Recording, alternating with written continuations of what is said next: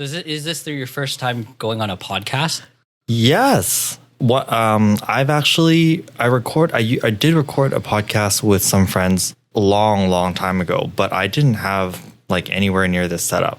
So, and it was also, I don't remember if it was in person or, if it was, we were doing like distance stuff, but this is the first time I've used this technology for sure. Oh, this is not even, isn't like super nice stuff or anything. It's not lowbrow, but this is meant to be portable, right? Because it's just the recorder.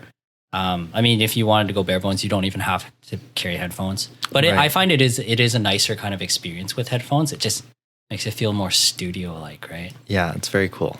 But yeah, so the concept of my podcast was it's called Matt Chat, and people come on like yourself, and they beat me up like you did, and then I didn't. he lies, and then we talk about it. Just because I think like after training, like even like when we're packing the mats away, a lot of good conversation exchange. Like, hey, you were doing that. It just puts you in a very good mindset or a good discussion mindset after training. I find. Yeah, I always feel better after training. So Yeah. I think it's a really good idea for a podcast. Yeah.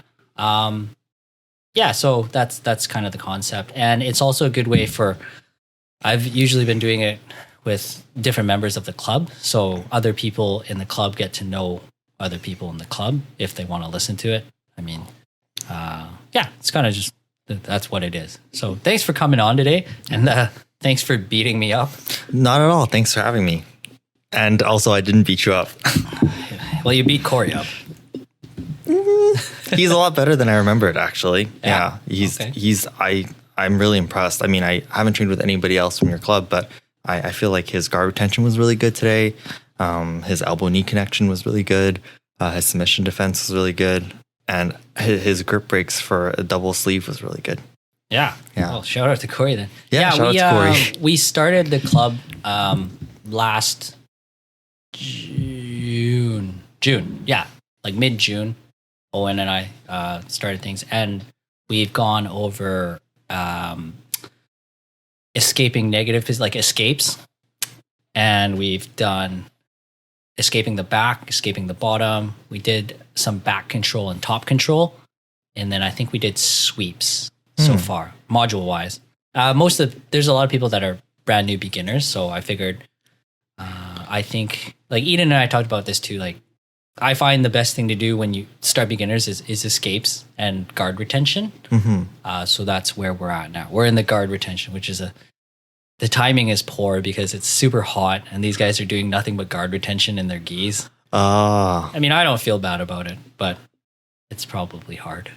How's your gym like in terms of the temperature? Is there like an air conditioner or a fan? Or? No, it's pretty high ceilings. And if we open the back door, we found out the other day, the cross draft is pretty good. But we train on Wednesdays at noon and Sundays at 10 in the morning. So kind of before the heat. I don't think we've hit a day where it was crazy hot yet, but maybe this week. Yeah, I heard over the weekend it's going to get a lot hotter in the second half of the summer. I think, summer. I think this weekend, like starting Sunday, it's starting to heat up. And then at least for Richmond, I think Tuesday is the hottest. I think it's supposed to hit like 30 or 31 again, which is pretty hot. Maybe that's time for Nogi. Yeah. It would make sense that the Nogi season is around summer, but I don't know if that's actually the case. I don't follow the competition like calendar anymore. I don't know either. I don't actually watch a lot of Nogi or know much about it, unfortunately. So yeah, I couldn't really speak to that. But do you find at your club, do you do like a mix of gi and no-gi, or do you have like periods where you're doing all gi? Like how does the training work? Everything that I've shown up to now has been agnostic in that some people train in the gi, some people do no-gi. A lot of people did no-gi in the beginning just because it was easier on the laundry. So, but for guard retention, I requested that they put on a gi just because I think for guard retention, it's good to have a gi on because the grips that you have to deal with guard retention is just another thing, right? Like I find. Yeah, and I think it translates well. But otherwise, everything's just whatever you want to do. Sometimes Corey wears like a gi top and shorts. Oh, really? Yeah. Oh, usually it's the other way around. Yeah, I think he's just too lazy to. I don't know what he's doing, but he goes Sambo style sometimes. Oh, that's cool. Yeah, but it's pretty casual, right? Because it's just not like a school or anything official. It's just people that it just all came out because of COVID. Because like Owen had mat space, and at the time, Evan's place shut down, right? And no one knew what was going on with anything quite yet. So I started training with these guys because Owen said, "I have some mat space. Do you want to run a little program?" I'm like, yeah, sure. So it's just kind of been from that. Yeah, and you're welcome anytime too as well. Thank you. I have to check it out. Probably it'll be a Sunday if I come out because Wednesdays is pretty hard for me. Are you there every Wednesday and Sunday? Does it work for your work rotation or does it kind of switch off? It's kind of when I'm there when I can be. And then if I'm not there, Owen, obviously he owns the gym, so he'll open up. And then the guys are good enough so that some of the more veteran guys that have been there for a while, they'll run training. Or if nobody can open up, then we'll just cancel and we'll reschedule it. Yeah, it's pretty good. Like with my 4 days, I can always make one, like either Wednesday or Sunday I'll be there. Sometimes I can do both, but it works out pretty well. Usually the way it goes is Wednesdays we do just training. So rounds and whatever we're working on. So the guard retention rounds and just sparring, kind of like we did downstairs today. And then Sunday is because more people make it Sunday because, not only deadbeats like myself can train mid Wednesday at noon. But yeah, on Sunday, that's like kind of our skills day where I'll actually teach a technique or a movement or something. And we drill that a little bit. But everything we do, I film it and then I put it on YouTube so that our club members can reference it, which works out pretty good. YouTube's actually pretty good for that. They're pretty easy to use. Oh, I'll have to check it out. I didn't know you were recording all of your sessions. Yeah, it's easy because then if I taught something on Sunday and then I'm not there on Wednesday, I'd be like, just watch this video, and it's nothing special, but I think it's a good component because I remember when I first started jiu-jitsu, I would go in all these different, like I forget the technique by the next day. Yeah, it's nice to have a reference so that you can kind of consolidate and focus back on what you've been training in the last little while. I tried it for a while where like when Evan would teach something, like I'd film it, but then it's hard too because I'm not always there. So if they taught something on Tuesday, and so I thought it'd be easier for the instructor cast to, you know what I mean? So like if you're teaching, you're always going to be there, and if you're not there, then nothing's being taught. So it's like kind of I think it's working out pretty good. I'll look back and stuff. Or it's easy if someone like, oh, how do I do this? And I'm like, oh, just look at the video. Right. Then I don't have to kind of show it again. Yeah, exactly. Right. Oh, so aside from you, are there any other instructors teaching at your club right now? Or have you had guest instructors? Eden's come out and wrecked our fingers a few times, which was really good.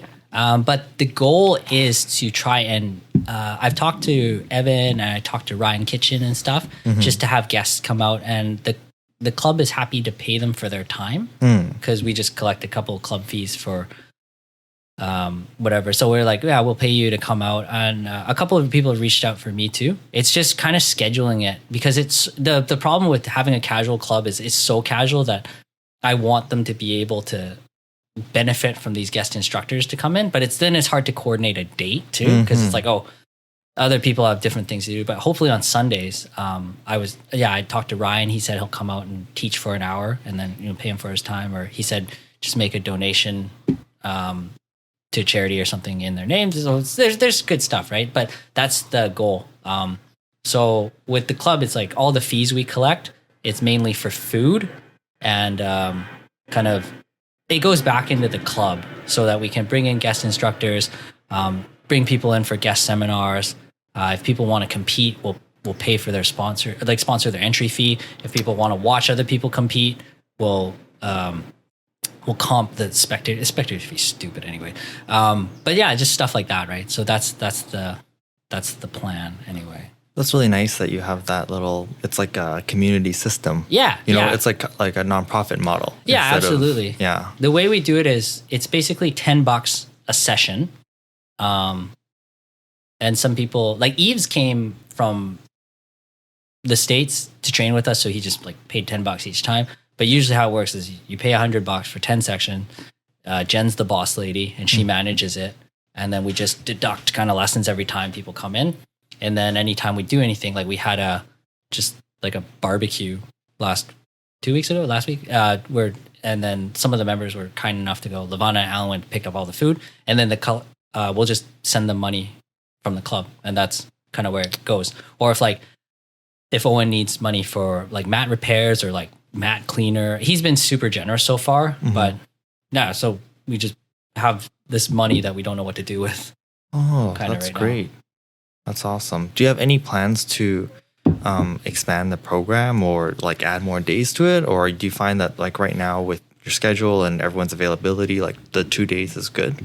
It's okay for me. It's largely up to Owen because it's his space. And again, like personally, I don't want it to turn into a school where there's any responsibilities. Right. Yeah. Right? That's like the more you add to it, then it kind of becomes like less casual and more. Yeah. Well, even when I helped out a lot at Pacific Top Team, when Eden and I, like we helped Evan cover a lot of classes and stuff, which we're happy to do. But like that guy was so stressed, rightly so, because he's like a one-man band. So it's really nice that he has Ryan and Brock to do it together with. But yeah, it's like, I don't know. I have no aspirations to. I love jiu-jitsu and I like to train and I want to get better and train with good people, but I don't really want to. Yeah. So the club is how it works is by invite only. So you have to be an existing member of the club, has to invite whoever it is, and then they have to be there to vouch for you and train. And after your first training session or whatever, which is no charge or anything, but like if you're a goon, then. Yeah. Again, it's like hygiene and safety is our top priority. Right. Right. So, yeah, but I mean, and a lot of the people like train before, like Mickey's come to visit as well. Tyler came to visit not that long ago. Yeah. Yeah. He's training to be a firefighter. Yeah, right? He is. Yeah. That's awesome. I haven't. I still keep in touch with him. I haven't talked to him prior to that for a while, but yeah, he's doing good. He's all tatted up now, and he's like. He's also I saw him at the barber. He filled out. Thick. Yeah, he got thick for sure. That guy. Yeah, that's awesome. Yeah, I think he's still training with Dom. I don't know if he's training as much. I think he's quite busy trying to do all the firefighting stuff. Like I know what it was like to like you're always taking courses or volunteering. Plus he's working a full-time job and everything too. So I don't know how much he's training. But yeah, it's good to see him. He's a good cat. He comes out. But yeah, that's the club. That's basically it. I feel like awesome. I'm supposed to interview you. You're interviewing me. What's going on, Ben? Yeah, I don't know. It's like I guess it's a bit. It's kind of like a occupational hazard because I'm used to asking questions for my work, so I'm just taking an active interest in what's going on. Yeah, well, that's the club for us, and it's supposed to be interviewing you, Ben. Come on. Okay, all right. Ask away. Yeah. So for those of people that don't know, Ben is a high-level judo black belt. I'm not high level. I'm I would say when I was competitive, very recreational hobbyist, and then now that I'm mostly doing jiu-jitsu, even more so. I'm a full-time guard puller. Maybe you can walk me through. Actually, I don't know your judo background, to be honest, like how you started and when you started and how long you've been training for. I just know you're just smashing me all the time. And that's kind of where it stops. Yeah, I can tell you a little bit about my background. Yeah. I actually started judo really late. I started the sport when I was 19 years old. So for those of you who don't know, I would say a lot of good judo competitors, they kind of peak around their mid-20s. And, a lot of active competitors, they do judo since they're 5 or 6 years old. And when we're talking about the local competitions, we're talking about mostly teenagers. And then once you hit your late teens to early 20s, you kind of have to decide if you want to continue competing and then you really commit yourself to it. Maybe you go to the National Training Center and you focus on your judo in your early 20s. But it's almost like I started the sport when some people are leaving it, actually. Like there's Really? people who leave judo at 19. And so I got a really late start. I was in their recreational class at the Stevenson Judo Club, which, they're a really great club. And I honestly, I've been thinking like I don't go as much as I should go, like with my injuries. And it's just like, and my work responsibilities and just like life, but taking it back to when I was 19, I started in the recreational class, and I was really lucky that the first club I went to was very competition oriented, and they have a great pedigree of instructors that have also competed themselves, and they really focus on that. So like I was encouraged to compete even though I got such a late start. And I just kind of worked my way up through the belts, and I did local competitions. Eventually, I would like go to other provinces to compete. Wow, nice. Yeah, I did compete at nationals twice, but I did very poorly. I don't know. Like judo was kind of like my first love, but I don't think judo loved me back. So that's how I always think about it. That's the story of my life. Yeah, it's like I don't know. It's really hard. It's like one of the hardest things that I've done in terms of, I mean, it's like, it's not hard in the sense that like enjoying it is not hard. Training is not hard. Like I really enjoyed that aspect of it, and I really enjoy the process of training, but I think competing is hard. And and I think I was at an age where like I competed in my early 20s, and I just had a different mindset to training, to competition. I didn't have as much life perspective as I did now, and I put a lot of pressure on myself, and I actually gave myself like a lot of anxiety around competitions. And I think like looking back on it, I kind of underperformed, to Due my to ability. anxiety. Yeah, because of my anxiety. Like I feel like I was too tense in my competitions. I wasn't really able to like open up and kind of like show the techniques that I was capable of. And I think, obviously like it is an uphill struggle, right? Like starting from such a late stage, when you're like, let's say you're kind of competing in the intermediate divisions, like a green or blue belt, Okay. you're still competing like with other people like you, because you're competing with other adults, right? Right. So they're kind of like, if they're a green and blue belt when they're like 20, 22, that means they've started really late too. So you're on the same level, and then you're competitive. And then once you go into the brown and black division, it's really like the senior division is like a free for all. So like you can get black belts like me, chumps, who like started really late, and they're just okay. And then you have black belts that have been doing it since they were 5 years old. Yeah. And they're absolute monsters. Like it's really hard to describe the level of athleticism, like dynamic ability, and gripping prowess of like a really good judo player. Yeah. And it like as soon as you grip up with somebody like that, you're like, wow, like I feel like I can't do anything. Like I can make any entry I want, but I don't think I'll be able to throw this person, So yeah, so it was a really steep jump for me to go from competing at a very local recreational level, and then switching to the brown and black division. I was a brown belt for like most of my competitions, but really like you are competing with black belts, right? And kind of at the bigger competitions, like I traveled to, I think I did one in Edmonton. I did one in Calgary. I don't know, but I can't remember all the competitions that I did. But Sure. like at the bigger divisions, especially for my weight category, I competed at 66 kilos. 66 So- kilos. Yeah. So I know I cut weight to make that division. And in judo, it's different. You weigh in the day before. So you have Okay. enough time to like wrestling, right? Yeah. So you have enough time to refuel. Yeah. I'm a bit heavier now, but it was a deep division. Like usually like 66, 73, 81 in my experience, they were the deeper divisions. That's like light, in jiu-jitsu equivalent. I mean, they don't have 66, they have 64, but that's like feather. That's light feather, and lightweight, right? Or like middleweight. Yeah, kind of like right in the middle. Yeah. And like I would have like 20 people in my God. bracket, you know, and they're really good. None of them are No slouches. Yeah, they're no slouches. At least like I'm the slouch, like you know. So it's like when I look at the brackets, I'm like, like fuck, like this guy's really good. This guy's really good. So yeah, but I don't regret any of it. Like No.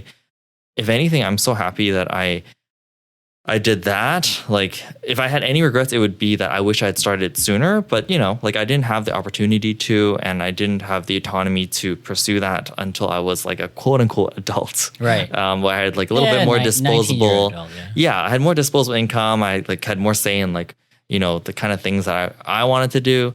But I don't have, So if I had started earlier, it'd be great. But like now that I'm doing, you know, pretty much 100% jujitsu, unfortunately, I would like it to be like 80-20. But now that I'm doing more jujitsu, I feel so happy that I did judo first and then jujitsu. Because if I had done with jujitsu first, I think it'd be harder to do judo when I'm 25, 30 years old. Because it's, you know, it's a tough sport. Like the gentle art, my ass. Yeah, it's really not gentle, you know, and the pace is much more quick. Yeah. And it's hard on your body. Like you have to take more break falls. Yeah. There's a lot of knee injuries and a lot of shoulder injuries. It's definitely, and also I find that like in my experience doing jujitsu now and like practicing takedowns with people that have only done jujitsu, like when you're older, you're more scared of falling, which you should be. Like that's like a good human fear to have. Yeah. But then you never learn to like relax into the throw. So when you tense up for your break falls, it hurts, right? So when you do like hundreds and you know, when you rep it out, volume. the volume is really hard on your body. You don't learn to relax your body in a way that you can kind of like welcome the fall. As weird as that is to like to say, if that makes sense. Like adults, it's like a self-fulfilling prophecy. Adults are more afraid of falling. They stiffen up. The fall hurts more. Yeah. So babies fall all the time. Max is always crashing into Yes. stuff. Yeah. So exactly. Like when you're a kid, you don't fear it as much. And I find that like when you learn how to break fall at a young age, it helps you. It helps with your training longevity because you don't fear it. You can relax into it. You have proper technique. You can take many break falls and not hurt yourself. Yeah. Oh, that's cool, man.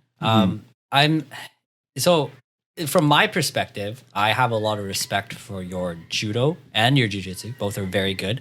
But it's surprising to hear that someone, to me, in my eyes, like someone this good, like had trouble. You know what I mean? Like for you to be as good as I feel you are, and to have, you know, I'm not aware of, you know, the late start being. Of course, everybody like jiu-jitsu, late start, whatever. But it's just like, you know, I would not be surprised if you told me, oh, I've been doing this my whole life, because you're very competent at it. But it's interesting that you're like, no, I'm kind of rubbish and I started late. And but it could also be because I have no concept of what super high level stuff is. But yeah, it's interesting. I didn't know that you had a later start. Like if you didn't tell me, I'd be like, oh, this guy's fucking better than I am, which is not saying much.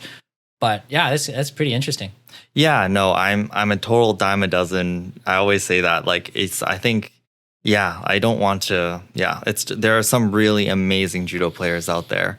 The world is a big place, and like I think I got lucky because the club that I went to is really good, and I think they taught me really good technique and really good fundamentals, and I had the opportunity to train with really strong training partners. Like a lot of my training partners were like national medalists. Yeah.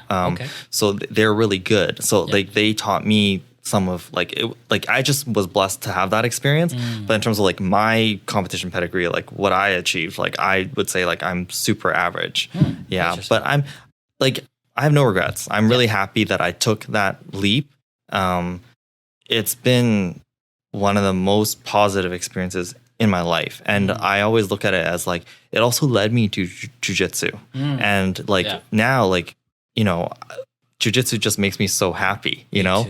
It's just been such a positive influence in my life that I really have no regrets. And I remember even when I was doing judo, like people would comment on my newaza, like the mat work that I did. Yeah. And they were like, oh, do you do jujitsu? That was like before I started. Yeah. And because I always enjoyed mat work a lot. Yeah. I feel like I had an affinity for it. And it's really, I've always really liked it. And so learning jujitsu for me has been a really fun journey. Nice. And yeah, I just feel like there's also like in my early 20s, I kind of was really cognizant of the fact that it's like, oh, I don't know how much longer I can continue doing judo. Like on one hand, I don't have the wear and tear that somebody would have like if they started when they were 5. Yeah. But I also know like realistically, there's not going to be as many opportunities to train and compete when you're older. But with jujitsu, it's really different. Like you can compete when you're, into like a more advanced age and you can continue to get better, or like it's just so vast that you can improve selective parts of your game. Like, even as you're, exactly. Like with lapels or 50-50 or close guard or whatever it is, or like, maybe like pressure passing, like an over under stack passing or whatever you're doing.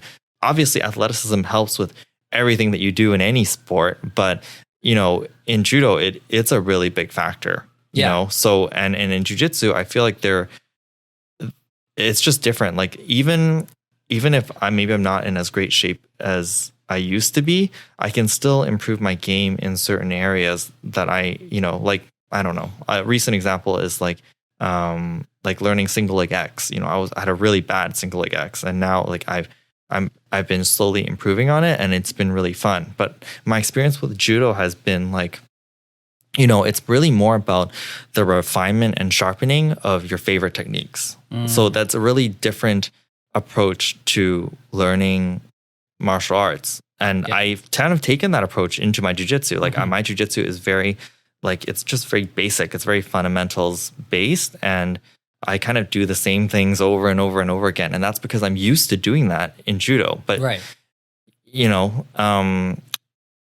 in a way, like learning to branch out and learn different techniques and have like diversity and a big repertoire of things to work on and learn has been a breath of fresh air. Because in judo, it's like, I probably only did like 4 throws. Right. But, it would take a lifetime to like really get good at those throws. And I would always be like repping it out and learning like different gripping entries into those throws and like learning, how to set them up and always just sharpening and making it better. But, it's different to learning something that's totally new and novel and fresh and exciting. Yeah. So that's been the joy of jiu-jitsu for me. Interesting. Yeah. Judo's hard. It's very hard. Very little. Like my limited exposure to it was, I think a couple of times when I trained before, they'd bring in a judo black belt and try to learn because, it seems like a good idea. You want to be, jiu-jitsu players have horrible takedowns and, well, I have horrible takedowns in jiu-jitsu and throws. So it's like, I'll learn judo. But yeah, it's very, very technical, very explosive. Some people like it. I think I was fortunate enough to find jiu-jitsu when I did, and it worked out for me. Was judo your first sport or first martial art? No, I actually used to do taekwondo when Everybody I was did younger. taekwondo. I know it's such a nerdy Wait, no, that's karate. No, well, it's just that quintessential kind of like nerdy martial art that you do when you're 12. But I started that when I was 8. So I did do taekwondo between the ages of 8 to 16. Okay. I don't know that it really helped with, my grappling at all. Right. It was fun. I did enjoy it. But like, if I could go back in time, I would say I wish I had started judo when I was 8. Like, I feel like I would be such like a much better grappler than I am now. So what you're saying is I should put Max in judo. Yes, absolutely. Yeah. Like the judo kids will take the taekwondo kids' lunch money. So you should definitely put Max in judo. Yeah, that's just what my parents wanted me to do. So that's like, you just kind of go along with what your parents sign you up for when you're a kid. Yeah. But I mean, I no offense to any listeners out there who do taekwondo. I'm sure I'm sure you're also very athletic and very, very accomplished, but it's not for me. And and I wish I had done judo when I was younger, for sure. I don't like being hit because I'm a sissy. Hitting things is fun if it's pads and stuff. I did some Muay Thai with Mike, which was great. But yeah, I think I'm thinking about it. I would like to put him into judo earlier.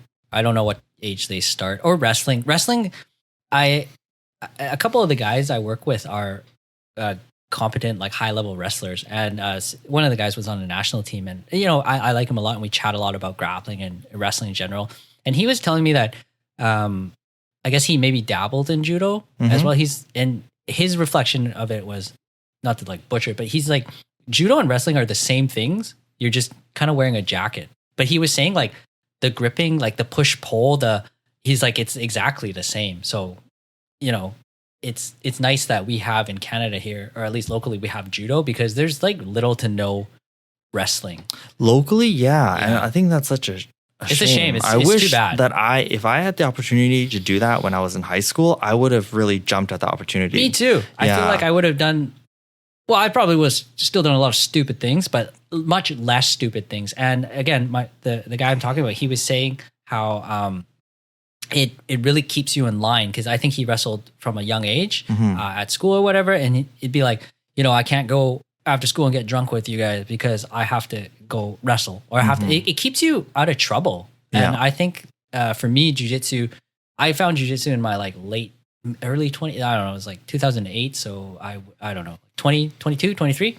So even later than you with judo, but it made me adjust my life choices, I feel, for the better, because like, you know, I don't want to go out and drink all night, because if I show up for the open mat, I'm going to get smashed more than I would normally get smashed. And you enjoy it so much. I love jiu-jitsu so much, and I had such a good time. I was looking for, how can I better my training experience, and how can I get better? Well, if you stop shooting yourself in the foot, you know, from diet to better sleep to everything, like I think in the pursuit of sucking less at jiu-jitsu, it's made a better lifestyle for me. Okay? So I think martial arts, even like, you know, Taekwondo, you know, we all laugh at it and it's cheesy, but it's good for kids. Like, it's good discipline. You have a responsibility, something somewhere. So I think, like, I don't think your time in Taekwondo is fun. Like, I did Taekwondo too. Every Asian kid has done Taekwondo at one point or another. It's ubiquitous. I think it's like an easy entry point, and there's less friction for it. There's so many Taekwondo clubs around. I don't think there's crazy. I did mine in Steveston at the community center. So, you know, it wasn't overly expensive. So it's not like a financial. Whereas that's the only gripe I have with jiu-jitsu. God damn expensive, man. Yeah, it's really pricey. That actually, funny story. Like, the reason why I did judo when I was 19 and not jiu-jitsu was because I couldn't afford it. Yeah, I could afford judo, but I couldn't afford jiu-jitsu. So it was a really happy accident, because hey, I got to learn how to throw people. But yeah, jiu-jitsu is not that accessible. Yeah, jiu-jitsu is, and that's one of the reasons why I did all the, like, we used to do all the gis and all this stuff, and even with this club, it's kind of cool, because I love jiu-jitsu, and it's been very positive for me, but I want to share it with people. But other people are not necessarily in the same, you know, time, financial, whatever circumstances I am, and they're like, yeah, it's too expensive, I can't afford it. And I'm like, well, I like, what can I do? I can teach for free, which is what I do. And people are like, oh, gis are expensive. So I did the legwork to find out how to make gis and whatever, which it was a good experience, but it's all in the pursuit to make things cheap, so people can get into it. But yeah, jiu-jitsu is expensive. I mean, Evan was such a sweetheart, where like we had the lowest fees for the longest time ever. I think it was like $120 a month, unlimited training. Right now, I think like if you go to like a bigger box brand, like maybe like GB, it's probably like upwards of $150, $200 for like 2-3 times a week, maybe. I'm sure their instruction's good. It's good quality stuff, but you know, it's expensive. Not like, I don't know, how much is judo subsidized by the government, right? Yeah, it is. I wouldn't even be able to tell you exactly how much it is, because to train, you have to be a Judo BC member, so you pay the membership fees. Yeah. And then you pay the club fees. But the club fees are for a whole term. So it's like it's like 3 month. Season, right? Yeah, it's a season. Okay. So, and then summer you pay it on a drop-in basis. So I don't actually like, it's a lot less. The math adds out to a lot less than jiu-jitsu. Well, that's all I know. Jiu-jitsu, even if it's $100 a month, unlimited, which is not possible, it's still $1,200 a year, which is, you know, that's a significant expense. Yeah. Whereas I don't think judo, I remember the people I spoke to before, like different places, they were saying that because it's an Olympic sport, or because maybe in Richmond and Steveston, because it's like heritage with the Japanese culture, like it's all subsidized. It's like pretty cheap, I want to say, per term. It's like couple $100, maybe, or not even. It might be less than that, to be honest, because I think it's probably like, I don't remember. It's been a while. I've been really fortunate that some of my fees were subsidized after like I started doing a little bit of helping out with the Sure. club. Yeah. Like not as a coach, but just like helping like to assist the class and like to be a training partner and that kind of stuff. So I don't exactly remember, but I think it works out to like less than 100 a month. Yeah, Like, that's pretty good. Even less than that. So yeah, it's more affordable. But actually, like, I don't know. It's funny. Like it's more affordable, but I don't know. I hear more people being interested in jiu-jitsu than in judo. Maybe that's just because of the age that I'm at and like, you know, my age cohort and the other people that I am hanging out with. It's like, you know, adults. I don't hear of as many adults wanting to get into judo versus jiu-jitsu. Judo's hard, man. It is so hard. I think that's the thing. It's inaccessible because of the athleticism that is required to do it. Whereas, it's different. I think there's a lot of technique in judo. I know there's a lot of technique in judo as well, but it just seemed like the level of flow was so far beyond me in terms of difficulty where I couldn't, it was too hard. I couldn't enjoy it. Whereas I think every human being has this innate like sense or want to kind of roughhouse a bit. Like as kids, you wrestle in the backyard or whatever. It's easier to, you know, I think jiu-jitsu is an easier entry point. And I mean, at the high level, they're both very technical, very difficult. You need a lot of athleticism, sure. But I think jiu-jitsu, for me, it was easier than judo. And that's, I think because it was easier, I was not good at it, but I was able to enjoy it more earlier, you know? Whereas I think as a white belt in judo, as a white belt in jiu-jitsu, you also know nothing. But at least you can, you know, get in there and roughhouse a little bit. Whereas judo, I think you're just getting like dummied repeatedly. Yeah, I think it is a really steep learning curve for a beginner in judo. It's still really hard for me, and I've been doing it for a couple of years. But I think it's because like timing is such an important part of judo, and you need technical mastery. Like you need to understand all the finer points of the technique, but then you need to be able to execute it within a very short span of time, like just half a second, you know? So everything kind of has to go right, and you have to have good timing and to commit to it 100%. Yeah. You know, whereas with jiu-jitsu, I feel like it's more of a slower pace. So the techniques and the details are still extremely important. But you don't need to execute it like within that time frame. Your limited time offer. Yeah. It's a very small window. Exactly. And it's hard. It's kind of demoralizing. You're like, wow, even this foot sweep, it's so tricky to get right because, you know, I have to catch it at exactly the right time. And it just requires a lot of coordination and kinesthetic awareness. It's kind of interesting because like it kind of expands out when you say it that way, where like your timing to get the technique proper is very small. And then if you like go out, like the nested version of that is like the time you have to be good at judo is also very small. Like everything's like very short term and like it's small, the window of everything in judo. Whereas I think with jiu-jitsu, it's slower, you have more time. Like I would say if somebody is in their 40s or 50s and they've done nothing, I would 100% recommend you try jiu-jitsu over judo. Although I think judo is super cool, but success, longevity, and not getting like it seems to be more accessible for longer.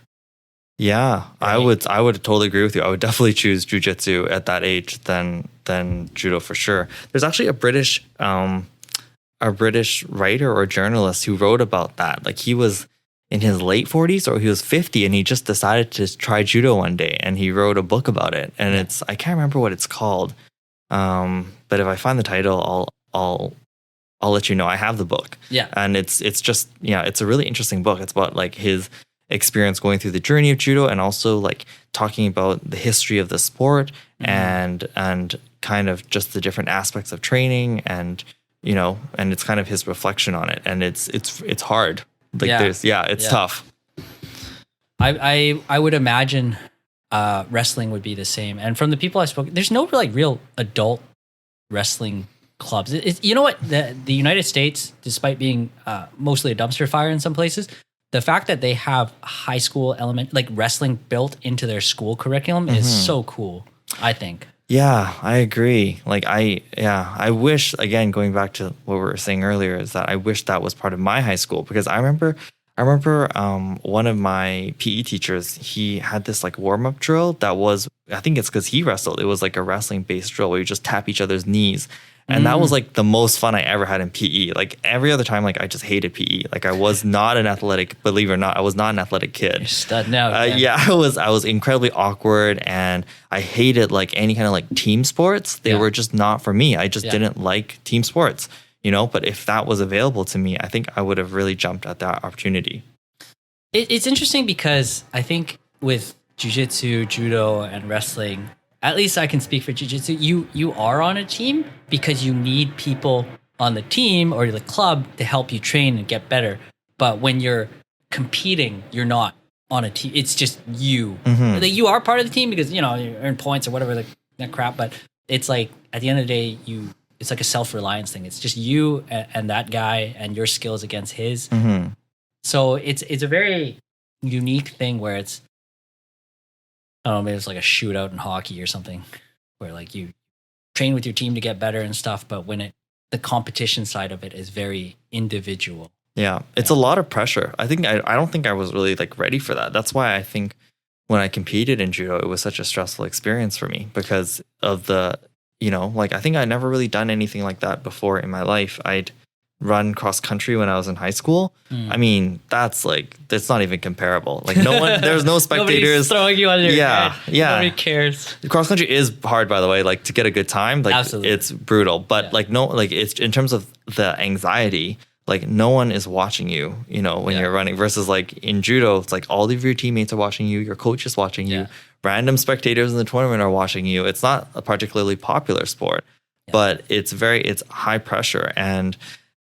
And also, like at my club, after every competition, the next practice, we would have a debrief, like a 10-minute debrief where we all sit in a circle and we talk about our competition. So I will say like, well, I had 3 fights, and then this fight, I, you know, tried this, and then I got caught and I lost by Wazari. And then like next fight, you know, I managed to get a hold down, and I did. And then, so it's like everybody knows about how you did and like how you competed. And it's, I don't know. It was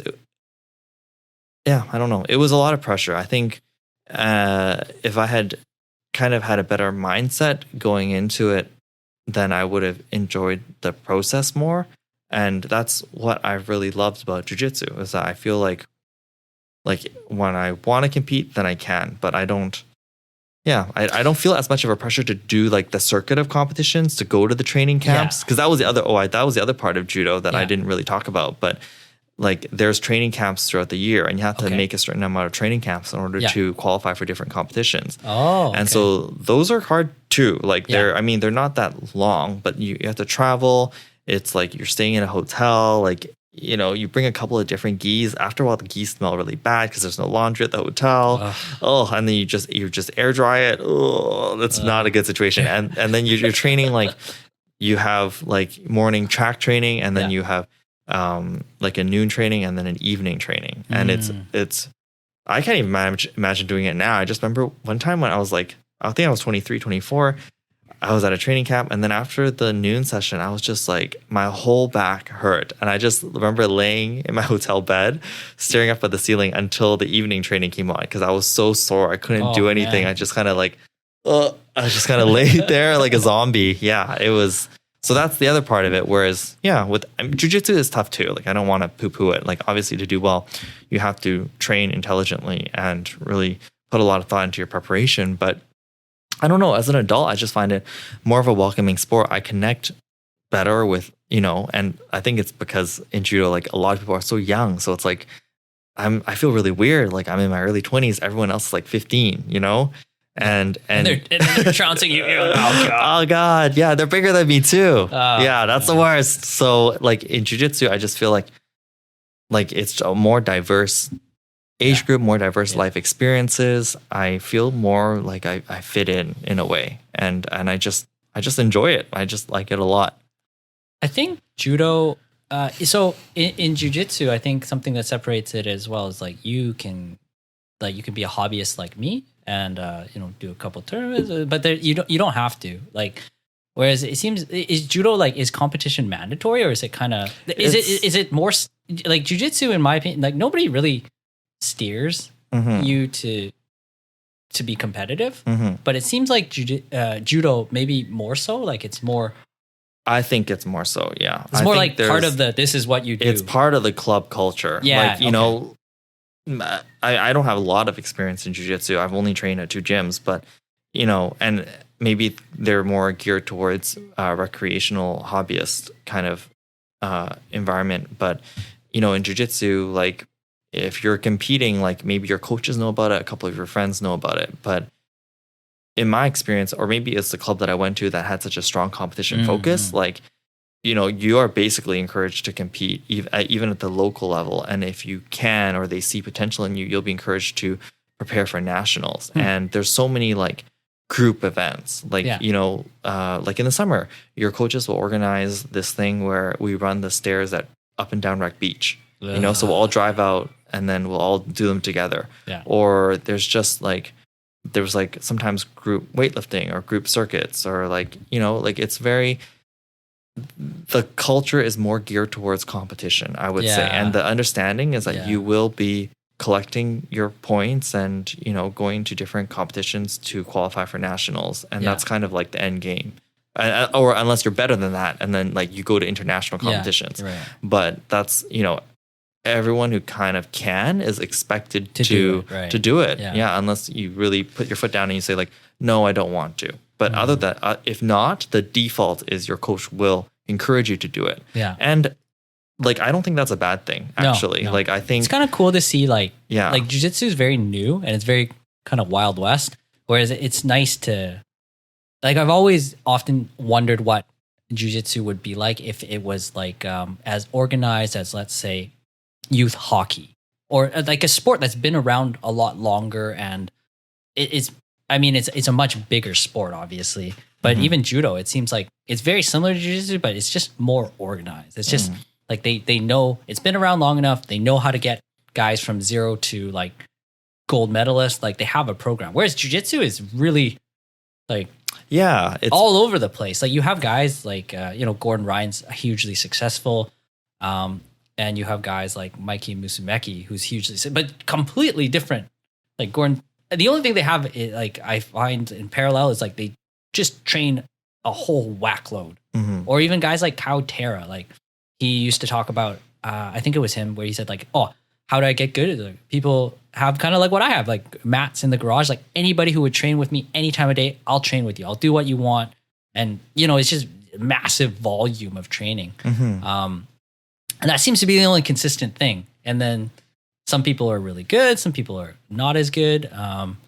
It's like, it's kind of cool. It's like diverse, like what you were saying, how like you can do a lot of stuff. But yeah, it's interesting. It's still a very new, I feel like it's a pretty new, because it's an offshoot of judo, right? Like it's just the Newaza portion of judo specifically.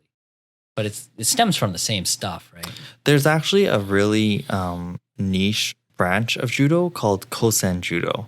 And I don't think most people know about it. Actually, I don't know that much about it either, by the way. This is something I kind of discovered after when I switched more to jiu-jitsu. But it's like it's a style of judo that they practice at like more, I think more like, I'd have to look it up. I don't want to give false information, but it's like, it's more like these like traditional schools in Japan. They still teach it, and it's like a different rule set that emphasizes newaza, and they focus a lot more on the mat work.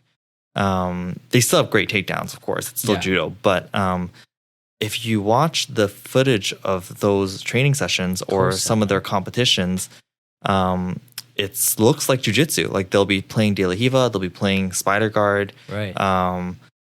And that's so it's just really interesting, and it's pretty niche. I think I'm not even sure how popular it is in Japan, because it's not kind of like the the Olympic Yeah. sport kind of Yeah. judo, but it's really, yeah, I would love to do that if that was available here. There's different like branches of judo too, right? Like Yeah, kind of. and More I so don't- than jujitsu, I like no don't- gi or gi kind of. Yeah, I don't know much about it. I wish that I knew more. I know that some people do like no-gi judo, or they can do judo like the old rule set where you could attack like a single or double leg. Yeah, so I don't. And then there's like judo for self-defense. I know the VPD, they do that. Yeah. But I don't. Yeah, I don't have, unfortunately, a ton of knowledge about that. Like the thing about judo too is that the rules do change like fairly quickly. Like, Yeah. you know, in my experience when I was competing, like every Olympic cycle, they make a little New rules, right? They they make new rules. Like for example, when I started training or competing, they had a different point system. So it was that you could get a Yuko, a Wazari, and Ippon. Yeah. And then later in my kind of training career, they got rid of the Yuko, which is, for those who don't know, the scoring system in judo is if you get Ippon, you win. It's like a knockout punch. Yeah. And then a Wazari is like, you know, a half point. So it's like a throw that you almost Like advantage almost? not an advantage. It's like Like in wrestling, like a near fall? like you throw somebody and Yeah. you almost get them completely on their back, Yeah. but not quite. They land on their side. Yeah. And it's very subjective. I think that's why Yeah. they got rid of the Yuko, because the Yuko is Yeah. like they fall and they're just like they're just at an angle, or they've sprawled out, and you know, just the side of the torso is touching the mat, not their full back. Yeah.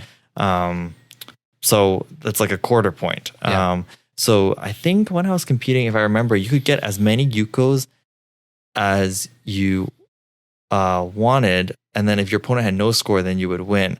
But if Yeah. they had one Wazari and you had 3 Yukos, Yeah. then the person with Wazari would win. Oh, And okay, 2 Wazaris would also end the match. Oh, I know. So, and then also, complicated. I know, exactly. It's not the easiest sport to follow. Yeah. Neither is jiu-jitsu as a spectator, I will say. Yeah. But yeah, the rules has changed so quickly. And when I was competing too, I think to win by hold down, you had to hold someone down for 30 seconds. But now they've changed it. So I think it's either 20 or 15 seconds. I can't recall. So they've shortened it. Yeah. So because the rules are always changing, I think that probably would lend itself to different, like some clubs kind of going with the old rule set, Yeah. Yeah. you know, or the old system of doing things, Yeah. just because it's hard to keep up with all the different rules. Yeah, jiu-jitsu, I mean, any grappling is kind of, I mean, jiu-jitsu has a lot of rule sets too. Don't get me wrong. There's like, you know, there's the IBJJF, which is big, which is what most people follow. But then there's, you know, no-gi's different. There's like ADCC. There's, I'm sure like 5 grappling, all those ones have, everybody has like, or like grappling industry. They all have something different, but I think the submission aspect of jiu-jitsu is something that unifies it. Whereas I get it, like, you know, certain submissions are illegal, but kind of like you got to make this guy give up or pass out. And that's kind of it. Like it doesn't change the major thing. It's interesting you talk about those Yukos, was it? It's like, yeah, I mean, a lot of people don't like advantages in jiu-jitsu.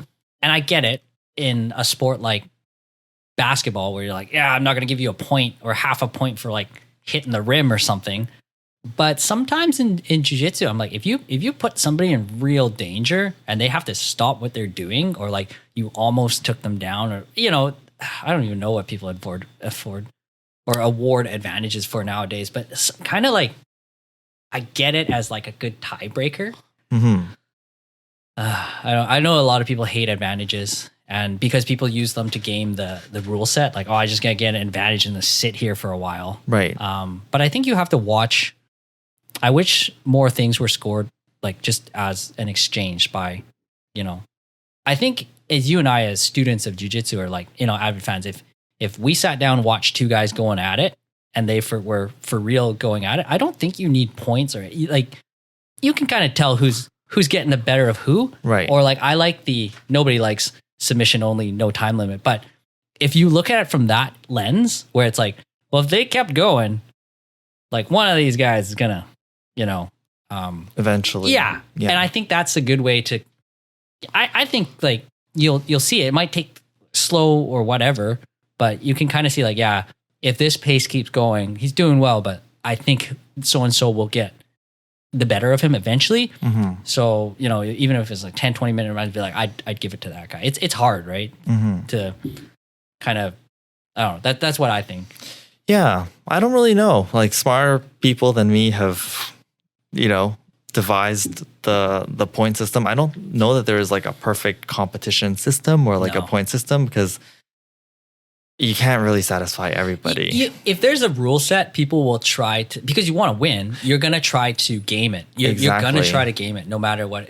So it's funny. So in our little club, we run something called like, we run a seasonal competition where you earn points, right? So when I reserve a portion of the class at the end where I set 5-minute timers and I say, okay, this is like the seasonal match portion. So they're 5-minute matches. You agree with your partner if you want to do like a match together. So if you participate in a match, you earn 1 point.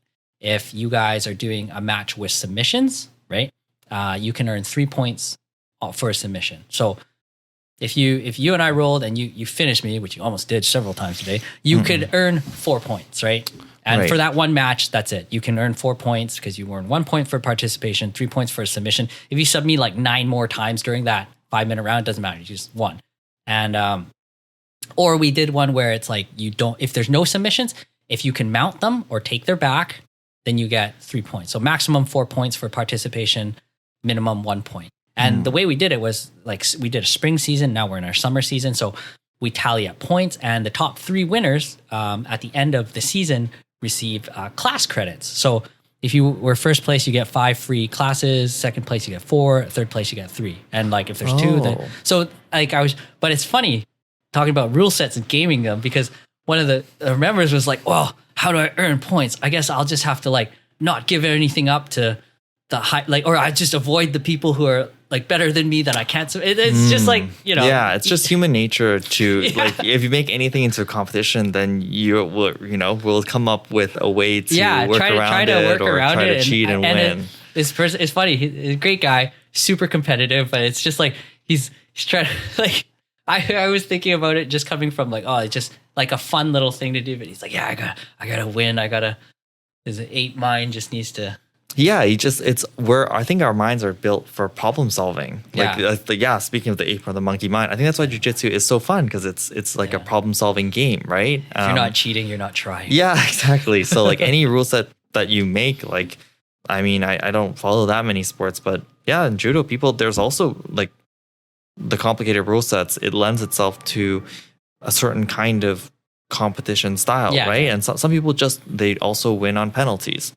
So I don't think... Or like that lady that you were saying lost on penalties because... Yeah. It sucks. So yeah, that's too bad. So I think, yeah. Whereas like as a martial artist, you're like, you should reward. She's going after it, right? Like, yeah. But under the rule set, like, rule sets suck. Like, yeah, I guess if you had to do like a no time limit, like submission only, it would just be chaos for a competition, like in terms of organizing it, right? Like, I think the only one that I kind of saw, and even I couldn't sit through of it, was Gordon Ryan against Keenan Cornelius. I think it was like 90 minutes, man. Oh my God. I think, I believe Gordon Ryan eventually got the better of Keenan.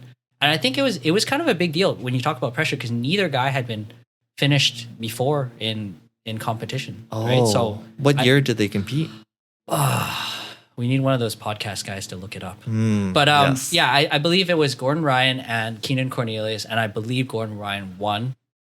Somebody will fact check me on this, but it was like a long time, and it's kind of interesting though because again, like if I like the idea of it, but it is tougher to sit through, but it's kind of cool because like different mindsets, right? Like I'm just gonna go out and like kill or be killed. So I'm going to go hard until I can't anymore. And then I'll eventually die or I'll catch this guy or, really slow, like take it, like I'll outlast this guy. And, there's different strategies, even for that simple rule set, like as long as it takes, you just got to tap the guy. There's still like, I think the simpler the rule set, there's only like the less like kind of ways to game it, but still there's a level of strategy available. How many people were competing? Or was I think a it was super just fight? a one. I think it was super fight, just like one event. Yeah. So I think it's possible for super fights or maybe like professional cards, but I can't imagine that would be like, yeah, available to, like a local competition. It would just be chaos. Yeah, it'd be fun to watch that. Maybe, yeah. There was also Ben Askren had this cool thing that I don't know if he ended up doing it or not, but he was saying, I heard about it. He was going to do something called like the Ben Askren Challenge or something, where again, I don't know much about wrestling, but I believe the stipulation was he would his challenge was like you could come and they wrestle for like 30 minutes or something, and your goal is to like pin him. I think it is. And apparently he's notoriously difficult to pin. He's like, you might beat him up and get the better, but you won't pin him. Kind of like in jiu-jitsu, like the submission, right? Like you can pass his guard, but hard to finish. So his thing was like he would offer up, I think like $1,000 or something if you can pin him, and then if you can't pin him, like Okay, sorry, I think we ran out of batteries. Technical difficulties. Yeah, because I'm an idiot. No, you're not. Yeah, but I was talking about that Ben Askren challenge where he would. So you go then, if you pin him, you win $1,000. But if you don't pin him, he adds to the pot another $1,000 and another $1,000 and another $1,000. So he's like in the beginning he fights like scrubs or something to build up the pot, and then eventually when it gets to like 10 grand or something, you're gonna get some pretty game people to come in and challenge him. So I thought that was kind of cool.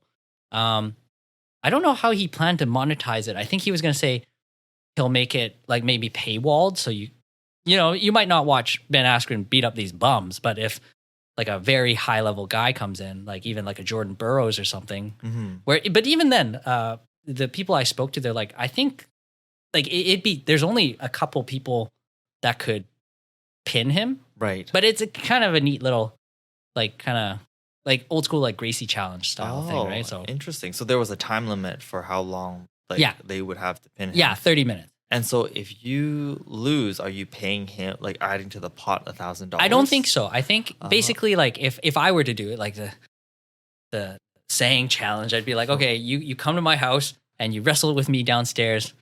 I can't last 30 minutes. Let's say like 10 minutes. So Ben, you come, if you sub me in 10 minutes, I'll give you $100. And if you don't sub me in 10 minutes, you get nothing.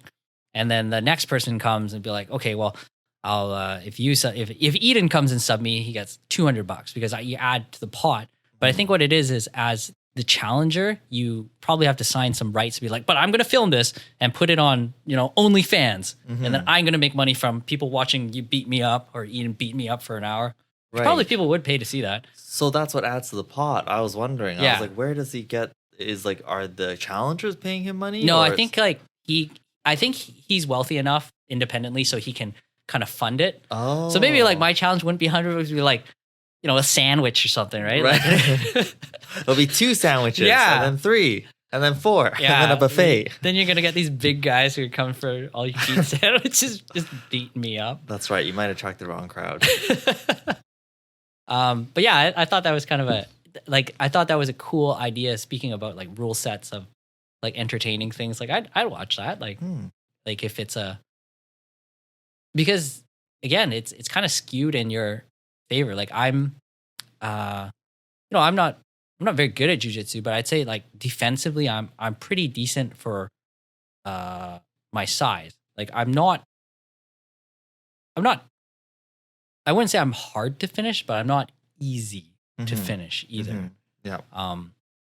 Especially if I don't want to be finished. Like if I'm not exploring or I'm not. So I think like it'd be interesting, right? Kind of fun. Yeah, it makes you think about or you could do the opposite. Like you could make a challenge that's like the worst part of your game. Yeah, to get better. Yeah, right? to get better at it. Yeah. Oh. That's the beauty of jiu-jitsu. There's always stuff to get better at, and you'll never get better at everything because it's endless. And it gives you a lot of freedom. And that's what I like about it. Like what you were saying about how there's just like different competitors take different pathways to preparation, and there's just with that diversity, I think more freedom, and I think that's what makes sport beautiful sport. Sure is fun. I think it's actually it's not as hard on your despite the fact that people are strangling you and trying to break your joints.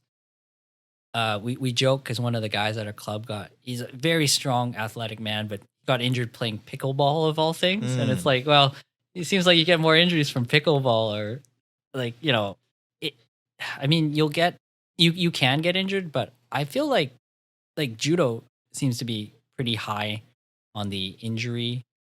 I think so. I mean, I just have anecdotal experience, but I think any like most like the coaches that I know that were competitors themselves or national medalists, they all have, some kind of injury or the other, Yeah.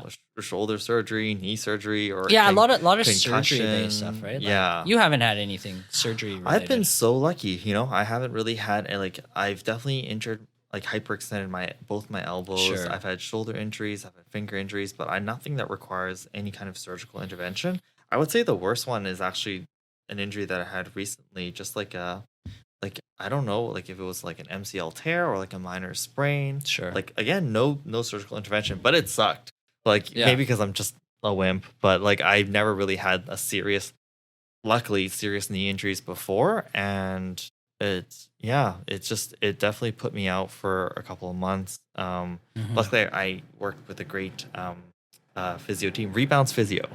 Shout out to them. But they helped me kind of get back to where I was before. But it does make me think wow, I wonder if I had kept on doing judo, or if I switched to doing half 50-50 judo jiu-jitsu now, would I be more likely to be injured or not? It's hard to say. And some of it is also your individual style too, what kind of throws that you want to do, and how you like to do the sport as well. So but it's made me think made me think oh, I wonder what I should focus on in terms of judo in the future. Not that I'm really focusing on judo at all, but I do miss it. I really that's the thing.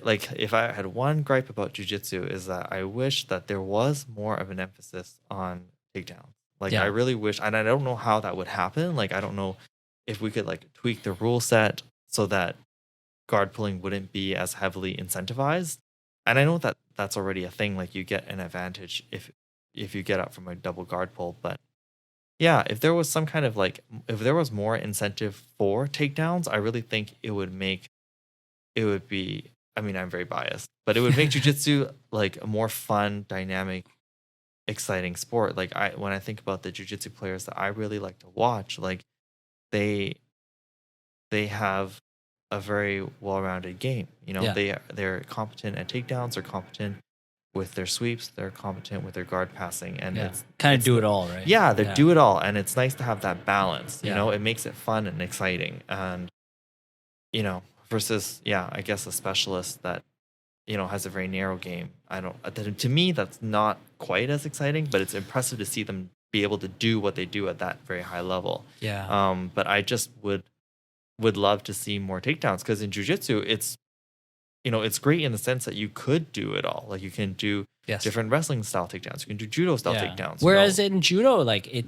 there's a limit on right. Whereas jiu-jitsu, no, it's nobody does it, but that's because they suck at it. But they absolutely they can, right? You can wrestle people all day if you want to, which it seems to be more of the meta now. It's coming back, or it's coming around where people will wrestle up, they call it.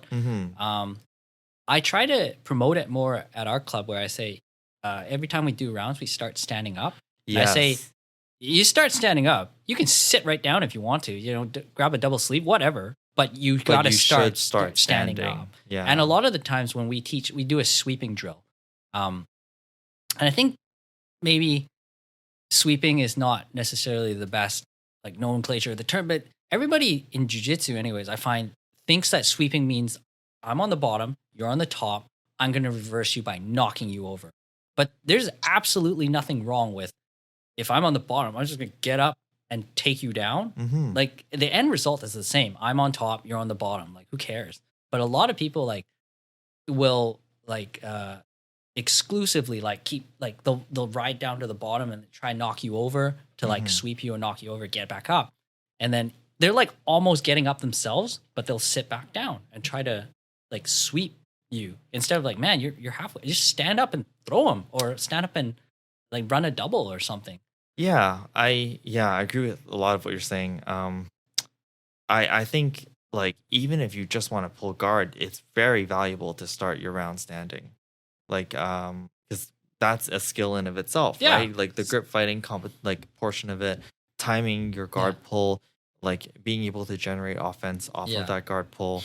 Yeah, there's just that's the one thing is like I wish that there was more of an emphasis on the stand up portion of things because It's grappling coming, is though. dynamic, right? Because it's like Yeah. you go like you play your guard and then you get up and then you're standing again and then you go back to so there's a flow like you transition I from one think it position is coming to another. though, because I foresee it because of this whole wrestling up trend. Mhm. It's kind of like the leg lock trend, right? Like before, people just like, this is a big hole. Like I don't have good leg locks. I got better at them because it was like part of the popular meta, and now it's like fill this. But I Mhm. think wrestling up and takedowns are probably going to be the next one, like Mhm. coming around, because people are realizing like, you know, you get good at this. Like, oh hey, it's like eventually where I think, you know, my goal is to be like a jack of all trades, like kind of like okay at everything, Mhm. because I think being okay at everything allows you to enjoy more of jujitsu because you can do it all.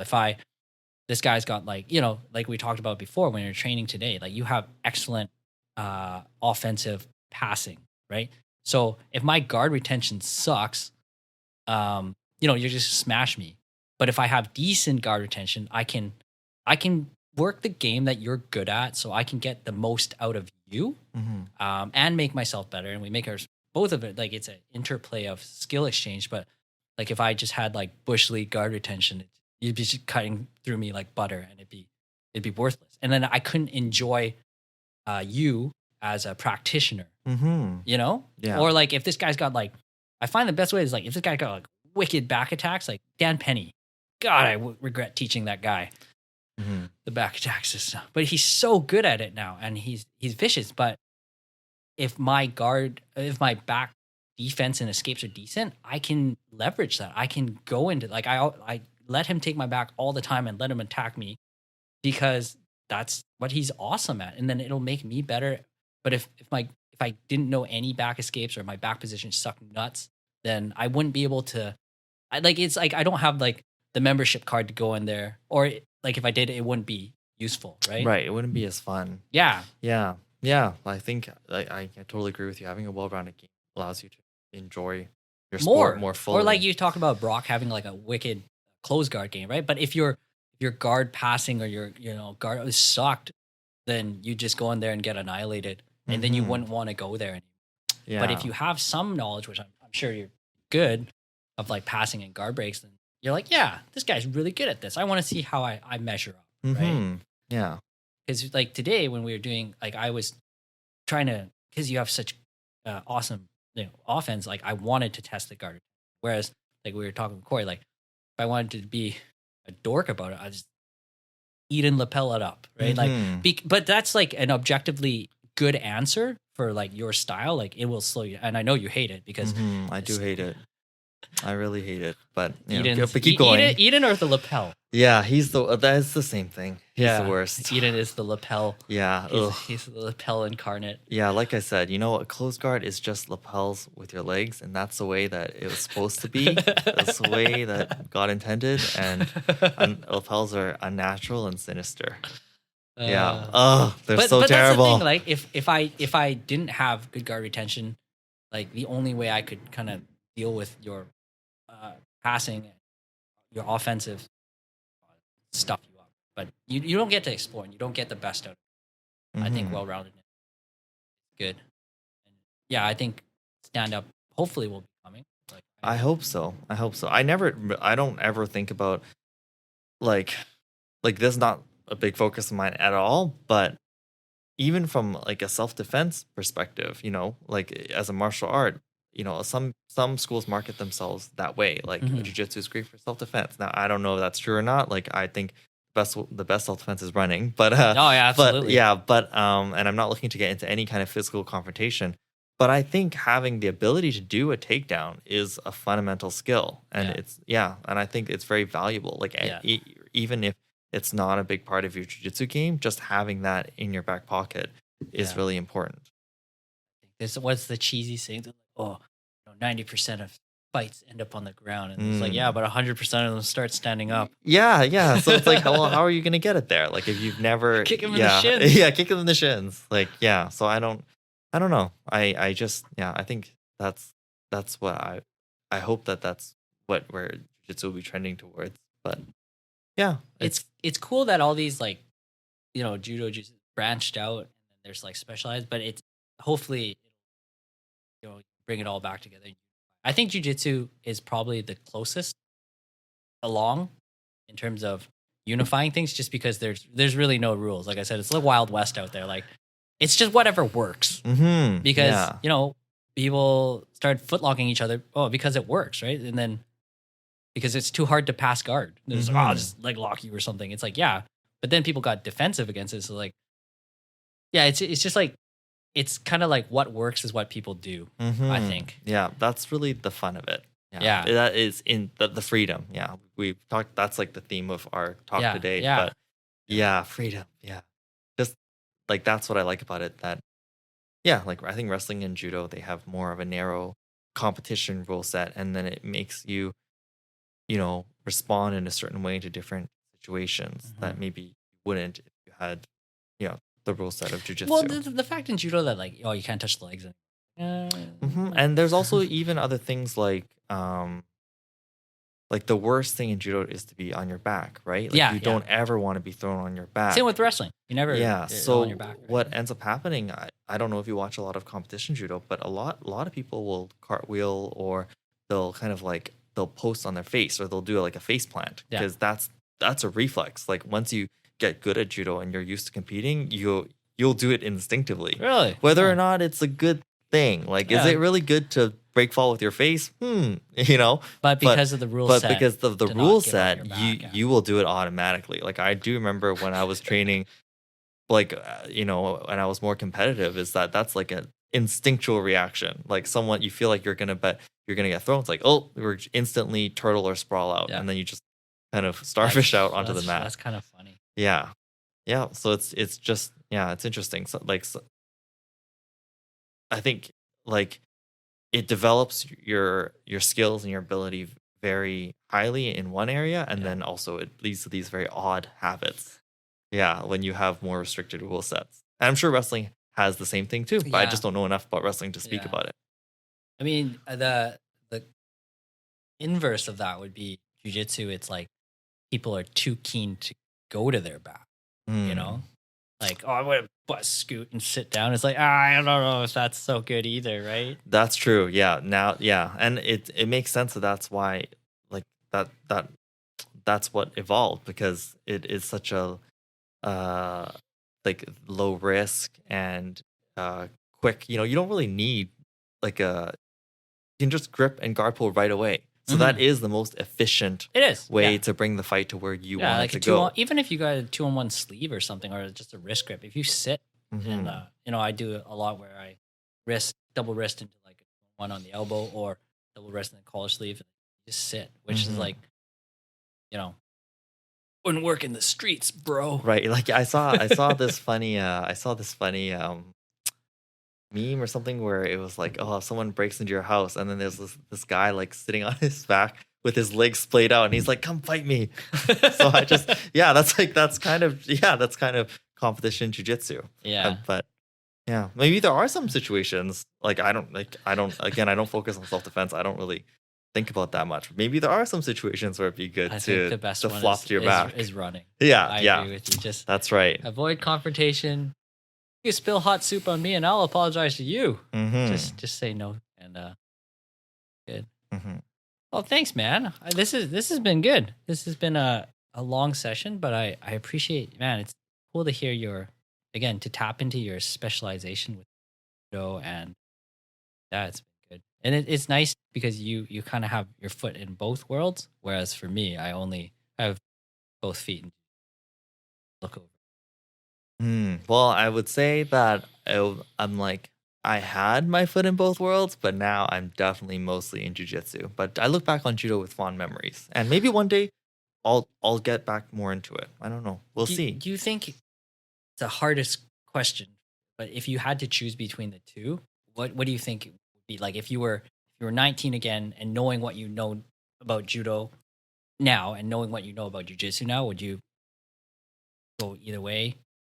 It's probably an impossible question, but if you had to choose one. If I had to choose one, I think I would still do what I did all over again. I Yeah? think I would still choose judo because even though now like I pretty much do jujitsu like 100%. Yeah. I would rather have had that experience and that knowledge, and I think it makes me like a more well-rounded jujitsu player. Like So- unrequited love, Ben. Yeah, You're totally. always chasing the wrong Totally unrequited love, like absolutely. Yeah, like even now, like even after I all love the you so bumps and much. bruises and the heartbreak, I still would do it all over again. It's like that friend who keeps going back to that I know. bad boyfriend or girlfriend. Like, what are you doing? Yeah. I can't. Yeah, judo is definitely like the bad partner. If I'm like, oh, But I when just it's can't. good, it's so good, and When I it's- forget all know. the bad stuff. yeah. But now I'm in a healthy relationship now with jujitsu, so it's all good. It's all good, everyone. Until judo comes knocking again. Yeah, you're and then I'll be like, oh, but it's so fun, and then I hurt my MCL. So, yeah, we'll see.